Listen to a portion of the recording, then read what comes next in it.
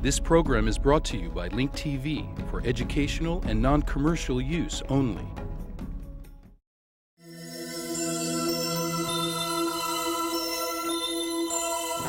Mosaic, a daily news program from Link TV, presents a selection of news reports from independent and state-controlled broadcasters from throughout the Middle East.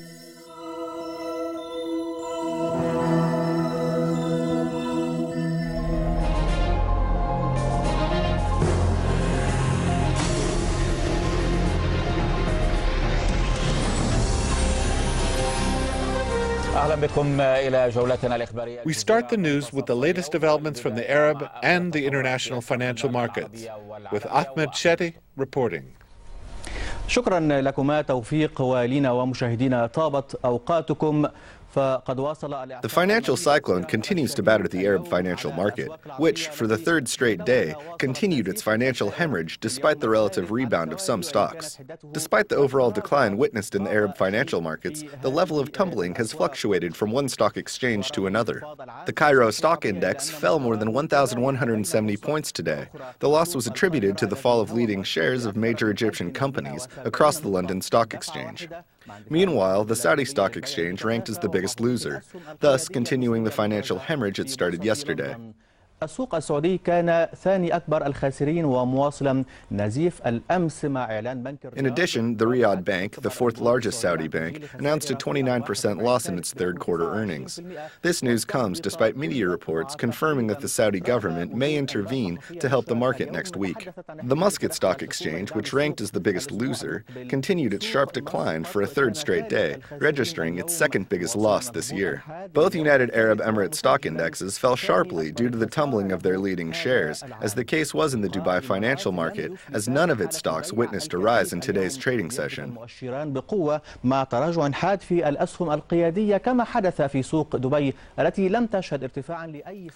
Kuwait Stock Exchange was no different, as it continued its financial hemorrhage. The Kuwait financial market has lost a total of 1,200 points during a three-day period.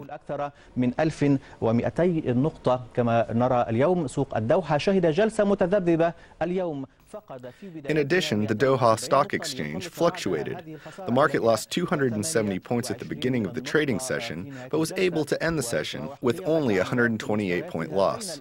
The performance in yesterday and today's trading session seems to be weak. لتحليل ما حدث اليوم في سوق القاهرة مراسل الجزيرة هناك محمد البلوك. To analyze what happened today in Cairo's financial market, we are joined from Cairo with our Al Jazeera correspondent Mohammed Al-Buluk. Mohammed, today's trading session at the Cairo financial market witnessed intensive sell-offs. Can you describe this action taken by the investors? الواقع أحمد أن البورصة المصرية اليوم شهدت تراجعا كبيرا. Ahmad, the Egyptian stock market witnessed today a sharp decline, as you mentioned. The decline has reached nearly 20% in single-day trading, which is the biggest loss in the history of the Egyptian stock market. We can sum the total losses sustained during a 5-month period. Last May, the Egyptian stock market recorded its highest gain. Today, the market continues to drop, registering a total of a 51% loss during the past 4 months, which is a very large figure. من 51% خسائر في البورصة المصرية وهو رقم كبير جدا بالنسبة للبورصة. The reason for today's drop has nothing to do with the selling and buying of stocks in the domestic market. The reason has to do with the falling of the leading companies across the London Stock Exchange. Such shares suffered losses during Eid holiday observed in Egypt.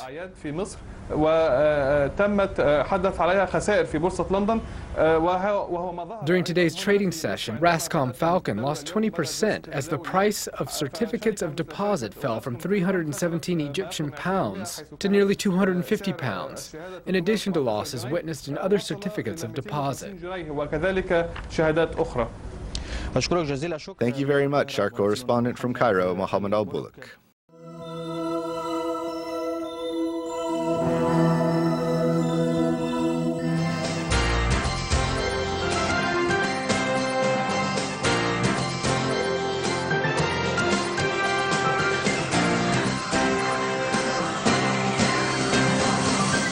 In a surprise move, the Bank of Israel announced it will lower the interest rate by 0.5%. The bank said the move will improve the liquidity in financial markets and help the economy deal with a potential slowdown. Meanwhile, the Tel Aviv Stock Exchange showed moderate gains. IBA's Viva Press joins us from our Tel Aviv studio with more. Thanks, Laura. The stewards of our economy here in Israel are on high alert. On the one hand, it is difficult not to be gloomy about the global crisis, the financial situation abroad, with sharp drops in world markets and forecasts for even more dismal days ahead. On the other hand, the Bank of Israel issued a statement today citing all the reasons why the Israeli economy is in a, quote, good and stable situation, including a robust banking system. The Bank of Israel reassured the public that it is also well equipped to deal with any crisis should it come. Does that mean the government is set to intervene in the markets? Well, Finance Ministry officials said today there was currently no intention to spread a safety net for investors. They said that intervening in the economy would occur only in cases of a collapse in the capital market. But senior officials in the Finance Ministry and the Bank of Israel are secretly assembling an emergency plan that would ensure a safety net for pension savings and retirement funds. In fact, for the past few weeks, Governor of the Bank of Israel Stanley Fischer and Finance Minister Roni Bar-On have met every day for discussions on the financial and economic situation in Israel. Bar-On also met with Histadrut Labor Organization head Ofer Eini and the president of the Industrialists Association to discuss the economy and promise similar meetings in the future. But as I've said, nothing has been implemented just yet. Opposition leader Benjamin Netanyahu also voiced his views on the global economic crisis. He said because of the country's financial policy, much instituted while he was finance minister, Israel's economy is in relatively good shape in comparison to other countries. Netanyahu said the most important economic issues facing the government are threatened savings accounts and a possible economic slowdown.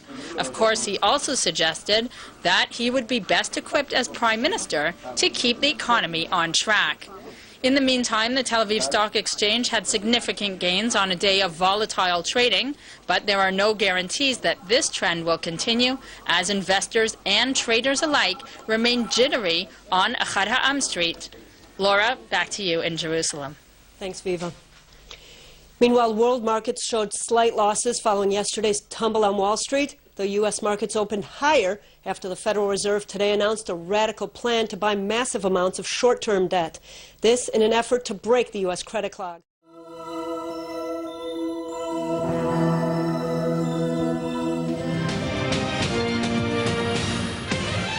قبيل مغادرته متوجها إلى روسيا لإجراء محادثات مع زعماء الكرملين عقد رئيس الوزراء الإسرائيلي المستقل. Before leaving to Russia to conduct talks with the leaders of the Kremlin, outgoing Israeli President Ehud Olmert held a meeting of his cabinet, which centered on Israel's fears over Russia's intention to sell Syria and Iran advanced missiles. At the start of the government meeting, Olmert confirmed that he will recount to the Russian leaders the issues that raise concern in the Middle East region and how all this relates to supplying arms to irresponsible elements. Olmert said that Israel is concerned about their activities wherever they may be. He will also debate with the Russian side the details and the developments of the Iranian nuclear file, which is supported by Moscow. Ehud Olmert, the Prime Minister of the Hebrew state, is anxiously trying not to leave the political landscape without doing anything in the military interest of his country. Thus, Olmert is following the popular proverb, "The departing shall do more good deeds." He knows that his mark of shame, which has stuck to him, will not be erased without a military action. When he was not able to do that, he incited countries throughout the world to support his country and back it up with advanced weapons in exchange for not taking military action against those countries which he describes as enemies of Israel. We must emphasize issues that concern us, especially relating to our neighboring countries and the supplies of arms to hostile regimes. We are very concerned about these fronts and their activities. We are also concerned about the arming of Iran. Olmert's call was followed by another one from his Minister of Defense, Ehud Barak, who strongly campaigned Russia, calling on it to stop selling weapons to neighboring countries, which harms the strategic balance in the region, weakens Israel's power, and increases danger to it. This is the twisted Israeli position, which is based on a moral and political double standard throughout the world, which allows for the arming of Israel and prohibiting the arming of others. First, we are calling for putting an end to all weapons of mass destruction throughout all of the Middle East. This means that there will be no nuclear country, and no country can possess weapons of mass destruction. No country, and that includes Israel. The talk by Israeli leaders, which repeatedly emphasizes the need to support them with the most advanced weapons, is based on a military mentality. These leaders believe in the need for Israel to be more militarily advanced than the neighboring countries, thus giving it the ability to impose realities on the ground and blocking a peaceful settlement. It is normal to hear these kinds of statements, not just from Olmert, but from all the consecutive Israeli leaders, because the Israeli state and the Zionist ideology in general believes until today that it is possible to solve all the problems of the Middle East through force. As long as they are thinking this way, we will hear these kinds of expressions and statements. Olmert will not leave the political arena in the Hebrew state without recording any successes for his country. He is being accused of dragging Israel into an abyss, especially after the defeat it suffered at the hands of Hezbollah in 2006. It is natural for him to try to strengthen Israel's power militarily to weaken Arab states so that his successor will be able to continue to impose the country's own agenda.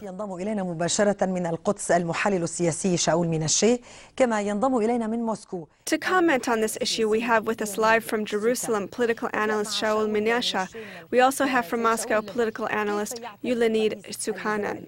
We begin with Shaul Minasha from Jerusalem. Shaul, how does the Israeli Prime Minister intend to pressure Russia not to sell these advanced weapons and this special technology to unofficial fronts, as he said?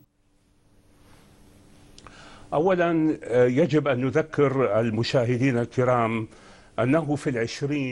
First, we must remind the audience that on August 20th, a phone call was made between the Russian president and Olmert, during which the Russian president pledged not to sell Iran and Syria weapons, including weapons that could tip the military balance of power in the Middle East. Then, there are mutual interests between Israel and Russia to have cooperation between the two countries. ثم هنالك مصلحة بين إسرائيل وسوريا بأن يكون وروسيا. Russia wants to return and play a role in the Middle East, and it wants to convince Israel to agree to this. إلى المياه الساخنة في الشرق الأوسط وهي تريد إقناع إسرائيل بأن توافق. On a third note, Israel promised Russia to stop selling weapons to Georgia, and this is in Russia's interest. عن بيع الأسلحة لجورجيا وفي هذا مصلحة لروسيا. Israel wants Russia not to sell advanced missiles, specifically the S-300 missiles to Iran and Syria. وخاصة من طراز S-300 إلى كل من إيران. This is the first objective. Of course, there are other objectives.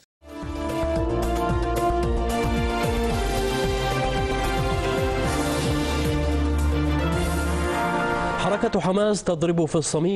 Hamas movement is aiming at the heart of the Egyptian effort to close the gap between feuding Palestinian groups. These were the words of the Fatah movement regarding a statement issued by Hamas, in which it declared that it will not recognize the Palestinian president, Mahmoud Abbas, after his term expires on January 9, 2009. The Hamas movement called yesterday for a meeting by the legal committee of the Palestinian Legislative Council. Hamas legislators voted unanimously on a resolution rejecting to renew Abu Mazen's term. It further said that one of its leaders should fill the top position.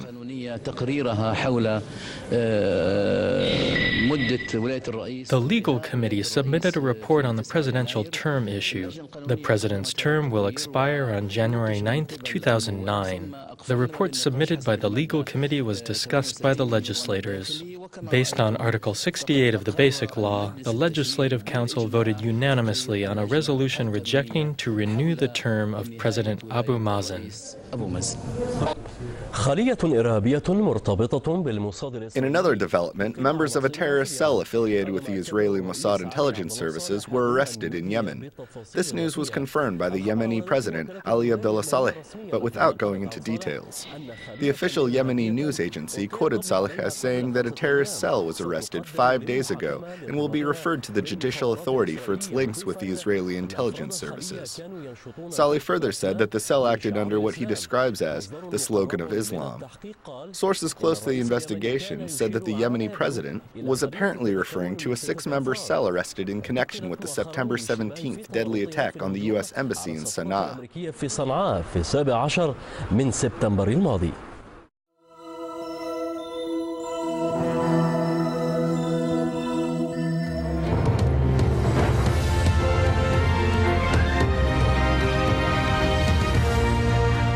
Well, it's been 7 years since the US-led military coalition invaded Afghanistan in what was labeled Operation Enduring Freedom. The mission was to capture Osama bin Laden, destroy al-Qaeda, and remove the Taliban regime. Zaina Khudr takes a look at what exactly has been achieved. A detailed map of an American base in the northeastern province of Kunar. That is what this Taliban video shows. Fighters, they claim, preparing to attack the remote base last July. And then the attack itself, in which 9 U.S. soldiers were killed. Just one of many videos the Taliban now releases as they allegedly pursue a strategy showing themselves stronger than they are. But is it just propaganda? These fighters now maintain strongholds just 20 kilometers from the capital, Kabul, 7 years after they were forced from power. The government says the Taliban don't pose a strategic threat, but they also make clear why they haven't defeated them. We never succeeded fully in the beginning, because when Taliban went to Pakistan, we did not chase them there. 99% of their leadership went to Pakistan. And the war against terror in 2002 was not extended to Pakistan vigorously. It's a real war that international forces are engaged in Afghanistan, not a peacekeeping mission as was originally thought. Almost 1,000 coalition troops have been killed since 2001. And already in 2008, more soldiers have been killed than any other year. American commanders now admit their strategy hasn't been working. They are reviewing it, considering sending additional troops and strengthening Afghan security forces. But some here believe a major part of the problem lies with the ineffectual Afghan government. Bad leadership, corrupt leadership, corrupt governance, all of that slowly eroded the confidence of this population, and the population are at least standing on the sidelines, creating a vacuum in which the Taliban are operating. There are no exact figures, but tens of thousands of civilians are believed to have been killed in the violence since the overthrow of the Taliban. Killed not only by the Taliban, but government and international forces as well. Yes, there is a lot of disillusionment, and that is clear when you speak to Afghans. Most believed Operation Enduring Freedom would bring them peace, security, and a chance for a better life, but that has not happened. British military commanders have warned that a decisive victory won't happen. That won't comfort ordinary Afghans. 7 years on, and all they want is for violence to end and peace to arrive. Zaina Khudr, Al Jazeera.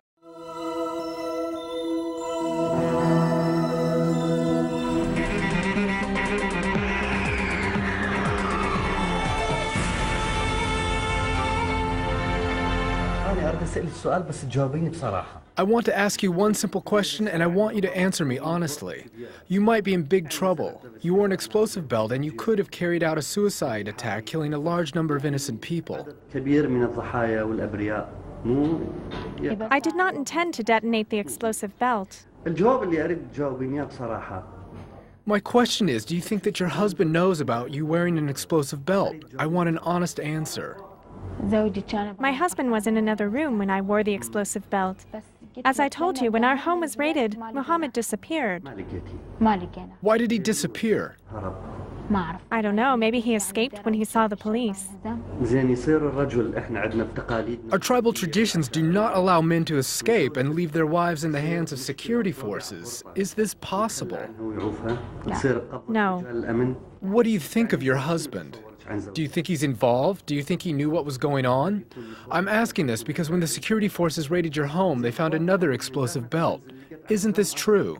Yes. Where did the other explosive belt come from? I do not know. The women may have brought it. It's probably why the police found it.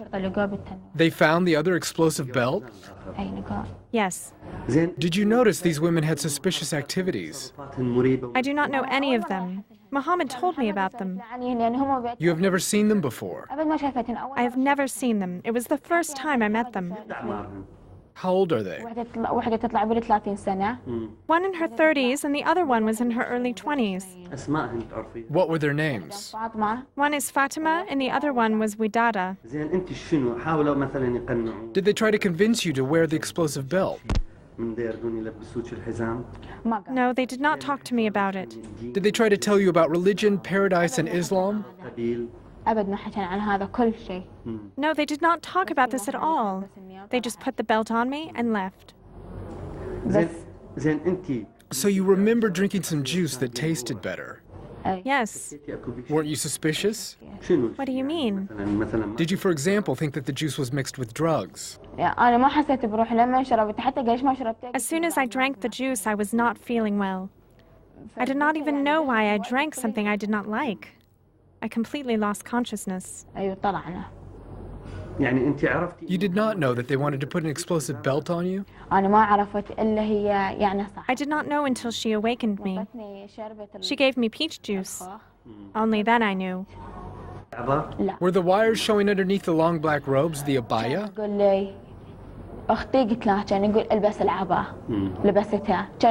No. They told me, "Sister, wear the abaya." Then she told me to sit down, so I sat down. Some parts of the explosive belt, which I'm not aware of, fell down. The people behind me were concerned. They asked me, where did this come from? I told him I do not know. He then called on someone to search me. Who did he call? He called on a woman from the street, but the woman said that she was afraid that the belt would explode. She was afraid. Did he come close to you and search you?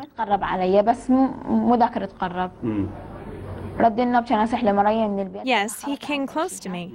Then he called on another woman and asked her to search me. The women searched me and told him that I was wearing an explosive belt.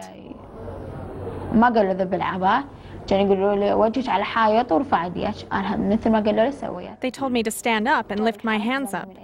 The security guard handcuffed my hands. They were afraid to get near me. I asked them to remove the handcuffs. They wanted me to talk to them, but I told them that I will not speak with them until they remove the handcuffs.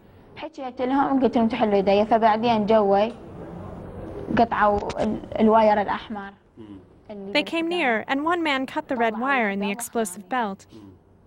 They took off the explosive belt and detained me. This is how the operation ended? Yes. Did the explosive expert dismantle the explosive belt? No, they told a police officer what to do. He dismantled the explosive belt. Did he cut the wires? Yes, he cut the wires. While you were handcuffed, did you think about exploding yourself? Not at all, I swear to God. They did not teach me how to blow up the explosive belt. They told me not to play with the belt. Do you think they wanted to detonate the explosive belt from a distance? I do not know, but that is possible. God only knows.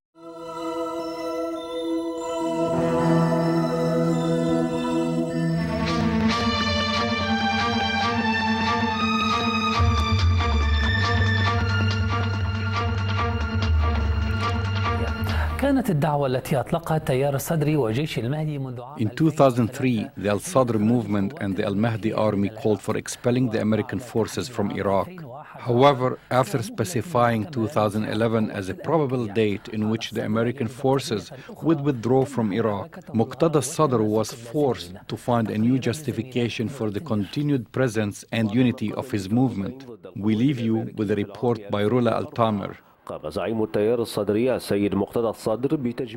leading two intifadas against the American occupation in 2004, the leader of the Sadr movement, Muqtada Sadr, put the activities of his movement on hold. Instead, he focused his attention on promoting the educational aspects of his movement.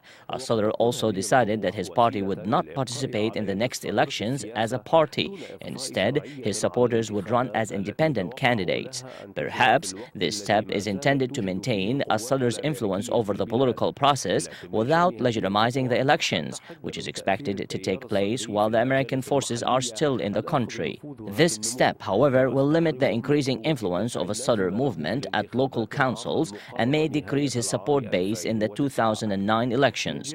A Sadr spokesman, Sheikh Salah al-Ubaidi, said that one of the reasons for putting the activities of the Mahdi army on hold was to give Baghdad and Washington the opportunity to reach a security agreement, which will likely lead to a large withdrawal of American forces by 2011. Al-Ubaidi said that he will refrain from disclosing the next step that might be taken by Sadr movement until the American forces withdraw from Iraq. Political analyst Sadr Faisal said that Sadr's next step is to focus his attention on promoting his religious status. He said that Sadr will work towards becoming a religious scholar and obtain the authority to issue religious decrees. The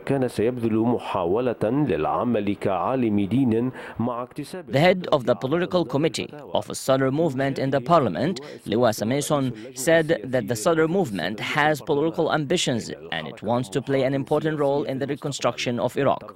Therefore, Sadr's emphasis on the cultural aspect is nothing more than a political step in preparation for the withdrawal of the American forces from Iraq.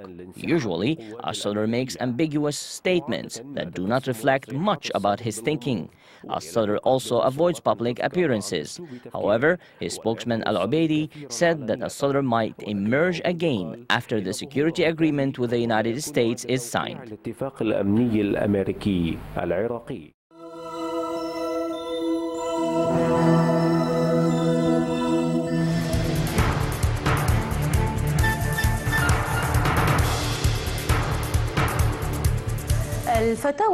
In Saudi Arabia, fatwas, or religious decrees, are being issued without a sense of accountability or responsibility. Meanwhile, the Saudi authority and the kingdom's emirs continue to remain silent. A religious scholar in Saudi Arabia issued a fatwa demanding Saudi women to wear a full veil or niqab that reveals only one eye. Sheikh Mohammed al-Hadban said showing both eyes encourages women to use eye makeup to look seductive. The sheikh, who is said to have wide influence among religious Saudis, was answering questions on the Muslim satellite channel Al-Majd when he issued the fatwa. On describing the proposed veil, al-Habadan said that women must wear a niqab that has a net around the eyes. On the net, a patch made of fabric to be used by women to cover one of their eyes while in public. However, the sheikh seems to cut women a little latitude by allowing them to lift up the patch in order to examine an item during shopping. Other than that, Saudi women wearing the new niqab would look much more like pirates, but without a parrot on the shoulder. The latest Saudi fatwa will be added to the list of criminal and religious fatwas issued by the rulers of Saudi Arabia amidst the silence of state legislators and the kingdom's emirs. In addition, Sheikh Salah Haidan issued a death fatwa against owners of satellite television networks. Furthermore, Sheikh Mohammed al-Munajid, a Saudi Palestinian cleric, issued a death fatwa against the cartoon character Mickey Mouse. Also, Sheikh Salah Fawzan, a member of Muslim High Scholar Institution, has said presenters of horoscopes on Arab television should be killed with the use of a sword because they are sorcerers. The sheikh added that prayers should not be held for them. Meanwhile, the Grand Mufti of Saudi Arabia's highest religious authority, Sheikh Abdulaziz al-Sheikh, attacked the TV series Noor because it fuels anti-God and anti-prophet sentiments. Finally, the most controversial fatwa of all time was the religious decree that was issued by the head of Al-Azhar's Department of Hadith, or Teachings of the Prophet Muhammad, Sheikh Izzat Atiyah, who allowed the breastfeeding of adults. Atiyah argued that if a man nursed from a female co-worker, it would establish a family bond between them and allow the two to work side by side without raising suspicion of an illicit sexual relation. Get more news about the Middle East online at linktv.org/mosaic. The Mosaic webpage offers a complete archive of Mosaic programs, program transcripts, the Mosaic video podcast, and the Mosaic Intelligence Report, a weekly analysis of the hottest stories from the Middle East. The views expressed on Mosaic are those of the participating broadcasters, not Link TV or its sponsors. The production of Mosaic is made possible with the support of viewers like you. Thank you.